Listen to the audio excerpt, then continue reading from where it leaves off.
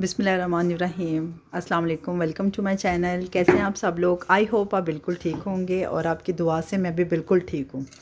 तो व्यूवर्स, मैं 3-4 बजे के करीब फ्रूट चाट बना लेती हूँ। नहीं बनाती तो मैं पहले हूँ, लेकिन 3-4 बजे के करीब मैं बच्चों को जो पढ़ा रही होती है ना, तो उस दौरान हम थोड़े थोड़े फ्रूट चाट खा लेते हैं। क्योंकि मैं जो हूँ दोपहर में बिल्कुल खाना नहीं खाती हूँ, मैं रात को खाना खाती हूँ। रात को एक चपाती खाती हूँ और अगर राइस बने हो तो फिर मैं एक प्लेट राइस की ले लेती हूँ। क्योंकि रात को जो खाना नहीं ना खाते हैं तो वो बुढ़ापे का जल्दी शिकार हो जाते हैं। तो इसलिए ना फिर रात को जो है ना खाना बहुत ज़रूरी होता है, क्योंकि हमने 12 आवर्स ऑलमोस्ट सोना होता है और खाना भी आपको टाइम पे खाना चाहिए। यानी कि 8 बजे 7 बजे 7-8 बजे खा लेना चाहिए और 10-11 बज जाते हैं सोते सोते, तो फिर उस दौरान वो ख़त्म हो जाता है। तो व्यूवर्स, आज जो है मौसम बहुत कमाल का हो रहा था। अगले दिन बहुत अच्छा बादल छाए रहे सारा दिन और कहीं कहीं बूंदाबांदी भी हुई। तो इस अच्छे मौसम में दिल चाहता है कि या तो हम फ्राई फ़िश खाएं या फिर दिल करता है कि पकोड़े खाएं। तो व्यूवर्स, आज हम बनाएंगे पकोड़े। पकोड़े जो हैं वो मैं आज आपको बनाने की रेसिपी बताऊंगी और बिल्कुल प्रोफेशनल पकोड़े मैं बनाऊंगी, जिस तरह से दुकानदार बनाते हैं और वो नान और पकोड़े सेल करते हैं, बिल्कुल उसी टेस्ट के होंगे और आपको बड़ा मज़ा आएगा। आप लोग ट्राई करेंगे तो यकीनन आपको बहुत मज़ा आएगा और आपने मुझे ज़रूर बताना है। और अगर आपको अच्छी लगी मेरी रेसिपी तो आपने मेरे चैनल को सब्सक्राइब करना है, लाइक करना है, शेयर करना है। आप सब्सक्राइब करेंगे तो ही मेरी आने वाली नेक्स्ट वीडियो और मेरी रेसिपीज़ आप तक पहुंच पाएंगी और आपका नोटिफिकेशन आएगा नेक्स्ट रेमेडी का, नेक्स्ट रेसिपी का। ठीक है, तो अब मैंने जो है ये बेसन वो बाउल में रखा होता है पहले से ला के और लिफाफे में डाल के मैं बाउल में डाल देती हूँ। इस तरह सुंडियाँ नहीं पड़ती हैं, तो मैं बाउल में डाल रही हूँ। और डालने के बाद मैंने इसमें एक चुटकी मीठा सोडा ऐड करना है। ठीक है, मीठा सोडा डालने से पकोड़े जो है ना वो फूले हुए बनते हैं और बड़े सॉफ्ट बनते हैं। होते ही क्रंची हैं लेकिन सॉफ्ट होते हैं और बड़े अच्छे बनते हैं। तो मीठा सोडा ऐड करने के बाद मैं पानी से इस सारे बेसन को घोल लूँगी अच्छी तरह से। ठीक है, मैं इसमें पानी ऐड करती जाऊँगी जब तक कि ये स्लाइमी सा ना हो जाए। ना तो बहुत ज़्यादा पतला होना चाहिए, ना ही बहुत ज़्यादा गाढ़ा होना चाहिए। ठीक है, नॉर्मल सा स्लाइमी सा होना चाहिए, जैसे कस्टर्ड की शेप का होता है ना, उस शेप का होना चाहिए। बहुत ज़्यादा गाढ़ा अगर हम करेंगे ना तो पकोड़े बहुत हार्ड बनते हैं, सख्त बनते हैं। तो इसलिए हमें इसे स्लाइमी सा रखना है, ना बहुत ज़्यादा सॉफ्ट और ना ही बहुत ज़्यादा हार्ड। आपके सामने मैं दिखाऊंगी कि किस तरह का बेसन घोलना चाहिए। बेसन में मैंने सिर्फ एक चुटकी मीठा सोडा ऐड किया और इसे पानी से घोल रही हूँ। अच्छी तरह जब घुल जाएगा तो इसमें मैं अब आपके सामने इंग्रेडिएंट्स ऐड करूँगी। तो व्यूवर्स, आपने मेरी ये रेसिपी ज़रूर ट्राई करनी है और यकीनन आपको बहुत अच्छा लगेगा, बहुत इंजॉय करेंगे। और फिर आपने मेरे चैनल को सब्सक्राइब करना है, लाइक करना है एंड शेयर करना है, क्योंकि आपकी सपोर्ट से तो मैं ग्रो कर सकूँगी। अगर आप सपोर्ट नहीं करेंगे तो फिर ऑफ कोर्स मैं ग्रो नहीं कर पाऊँगी और मेरी रेसिपीज़ भी इस तरह से आप तक नहीं पहुँच पाएंगी। ठीक है, तो ये मैंने आपके सामने जो बेसन घोल रही हूँ ना, उससे वो स्लाइमी सा कर लिया। आप देखें कितना अच्छा। और घोलने के बाद मैं इसे अच्छी तरह से फेंटूँगी, जैसे अंडा फेंटते हैं ना, इस तरह से फेंटूँगी। इस तरह फेंटने से ना बेसन फूल जाता है और पकोड़े बहुत सॉफ्ट बनते हैं और बच्चे भी फिर लाइक करते हैं और बूढ़े भी खा सकते हैं। इस तरह मैं अच्छी तरह से इसे फेंट रही हूँ, अब जैसे मैं दही को फेंटती हूँ तो या फिर अंडे को फेंटती हूँ, इस तरह से मैं फेंट रही हूँ ताकि ये फूल जाए ना बेसन। अब मैं इसमें बारीक बारीक जो है ना प्याज काटूँगी, 3 से 4 छोटे छोटे। देखिए ना काफ़ी ज़्यादा बेसन है, तो इसमें 3 से 4 या 2 से 3 मैं प्याज काट लूँगी छोटे छोटे। वो भी मैं काटूँगी बिल्कुल आमलेट की शेप के, जैसे आमलेट में काटते हैं ना, बिल्कुल वैसे काटूँगी। ये देखिए आपके सामने मैं काटूँगी प्याज। पकोड़े बन जाते हैं तो पकोड़े के साथ दही का रायता बन जाता है, तो फिर रोटी के साथ भी खाए जाते हैं और ऐसे चाय के साथ भी खाए जाते हैं। बहुत मज़ा आता है। कुछ लोग जो पकोड़े हैं वो केचप के साथ भी लाइक करते हैं, तो आपकी अपनी चॉइस है। आप चाहे तो केचप के साथ खा लें, वैसे मैं तो दही के जो सॉस होती है ना उसके साथ खाती हूँ। ये देखिए मैं प्याज जो है ना उनको अच्छी तरह से ऑमलेट की तरह से ना बारीक कर रही हूँ। ठीक है, 3 से 4 अदर छोटे छोटे प्याज हैं, ज़्यादा नहीं है लेकिन 2 से 3 मैं आमलेट की शेप के ना काट रही हूँ। अब मैं इसमें 2 से 3 हरी मिर्चें ऐड कर लूँगी, क्योंकि हम बहुत ज़्यादा स्पाइसी नहीं खाते हैं। कुछ लोग बहुत स्पाइसी लाइक करते हैं, वो 4 से 5 हरी मिर्चें ऐड कर लें, लेकिन मैंने सिर्फ 3 ऐड की थी हरी मिर्चें बारीक बारीक सी।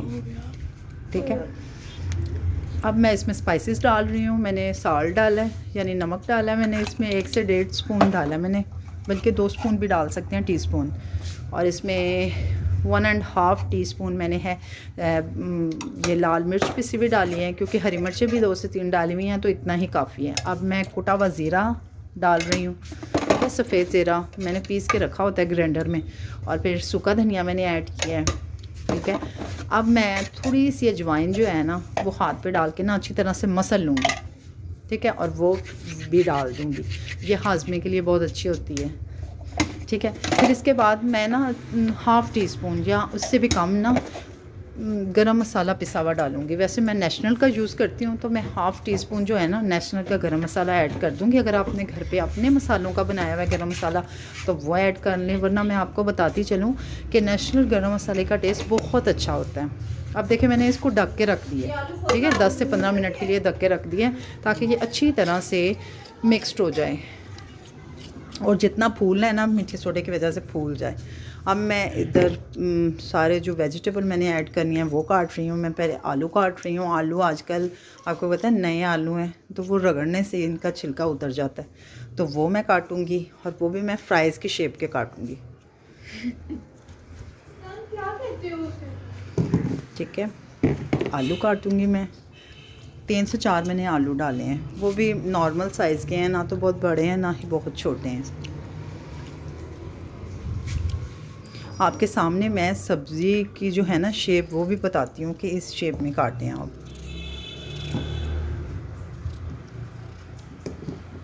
ये तो जब बारिश हो रही हो या इस तरह का मौसम हो ना अबरआलूद, तो फिर पकोड़े बहुत ही टेस्ट देते हैं। पकोड़ों से मौसम दुबाला हो जाता है। ठीक है, ये बारीक मैं फ्राइज़ की शेप के आलू काट रही हूँ, बारीक बारीक, ताकि गल जाए ना।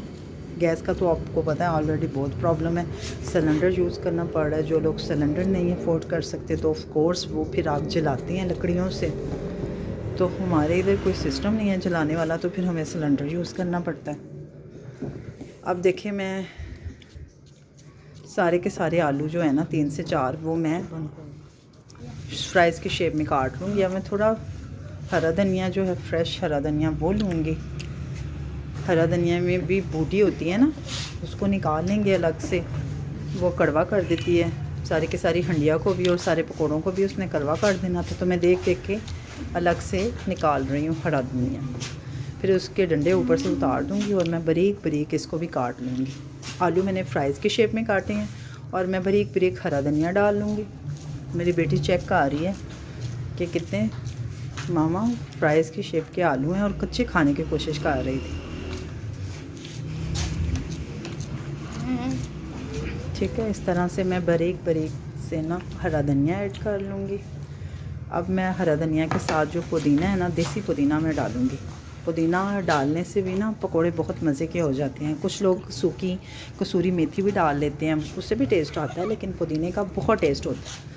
पुदीना जो है ना, वो देसी पुदीना आपने डालना है। वैसे ज़्यादा जो है ना सब्ज़ी वाले, उन्होंने फार्मी पुदीना रखा होता है जो बड़ा बड़ा होता है। देसी पुदीना जो है उसकी खुशबू तो दूर से पता चल जाती है कि ये पुदीना रखा हुआ है। उसकी अपनी एक स्पेसिफ़िक खुशबू होती है।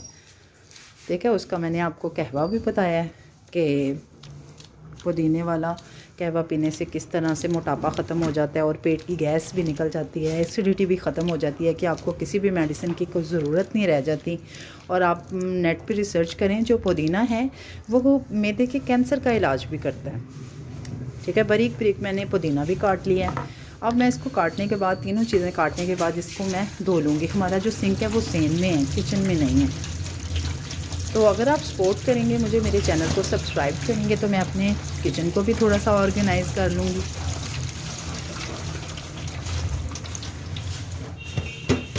अभी तो ज़ाहिर है घर में पेशेंट है, तो उसकी वजह से कुछ भी नहीं हो पा रहा है, उनको देखना होता है। अब जो मैंने सब्ज़ियां धोई थी, इसमें बेसन में 10 से 15 मिनट के बाद मैं बेसन में डाल के ना बेसन को अच्छी तरह से घोल लूँगी। ठीक है, ताकि ये आलू जो है ना वो बेसन में, और आपको पता है कि मैंने प्याज भी मिक्स नहीं थे किए, जो मैंने बेसन में काटे थे ना प्याज वो भी ऊपर ऊपर ही थे, मैंने मिक्स नहीं किए थे। तो वो भी मैं आलूओं के साथ अच्छी तरह से मिक्स कर लूँगी।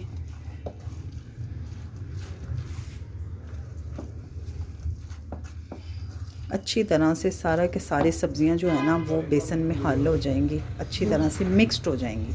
ठीक है, अब मैंने ऑयल गरम किया है सिलेंडर पे। ऑफ कोर्स जैसे गैस नहीं आ रही है तो फिर मैं इस ऑयल में पकोड़े डाल रही हूँ। ठीक है, और इन्हें लाइट ब्राउन कर लूँगी और फिर उतारती जाऊँगी। आप भी मुझसे अगर कुछ पूछना चाहते हैं, कोई रेसिपी आप मुझसे बनवाना चाहते हैं तो मुझे प्लीज़ बताएं कमेंट्स में। और अगर आपको मेरी कोई बात बुरी लगती है तो वो भी आप मुझे बताएं, मैं इम्प्रूव कर लूँगी अपने आप को। ठीक है, यू आर माई फैमिली। अब देखें गरम ऑयल में जब मैंने पकोड़े डाले हैं तो वो पकोड़े जो हैं ना वो ब्राउन से हो रहे हैं, लाइट ब्राउन, और जैसे ही ये लाइट ब्राउन होंगे तो मैं इनकी साइड चेंज कर दूँगी। ठीक है, जब कोई बंदा इस तरह से अपना चैनल बना के तो आपसे अपनी टॉक शेयर करता है, आपसे अपनी बातें शेयर करता है, तो वो फिर फैमिली की तरह का होता है। फिर दिल चाहता है कि अपनी फैमिली से हर बात शेयर की जाए। ठीक है, अब देखें अच्छे से हो गए हैं दोनों साइडों से ब्राउन। तो जब अच्छे से ब्राउन हो जाएंगे तो फिर मैं इनको प्लेट में, मैंने टिश्यू डाला हुआ है तो उसमें निकाल लूँगी। इस तरह से सारे के सारे पकोड़े, और सब बारी बारी फिर मैं सारा पकोड़े डाल के ना सारा बेसन इसी तरह से निकाल लूँगी। ठीक है, क्योंकि माशाल्लाह शौक़ से खाते हैं, वैसे भी खाते हैं, कुछ रोटी के साथ भी खाते हैं। तो हमारे घर में जो है ना पकोड़े बहुत फेवरेट हैं, और रमज़ान में तो डेली पकोड़े बनते हैं। और किसी चीज़ का नागा हो जाता है लेकिन हम पकोड़ों का नागा बिल्कुल भी नहीं करते हैं। ठीक है, डालने के बाद मैंने दही की सॉस बनाई हुई है, हम सब बैठ के खाएंगे और अल्लाह पाक का शुक्र अदा करेंगे। अल्लाह ताला आपके भी रिज़्क़ में बहुत बेपनाह इजाफ़ा करे। और इसके साथ ही मैं आपसे इजाज़त चाहूँ।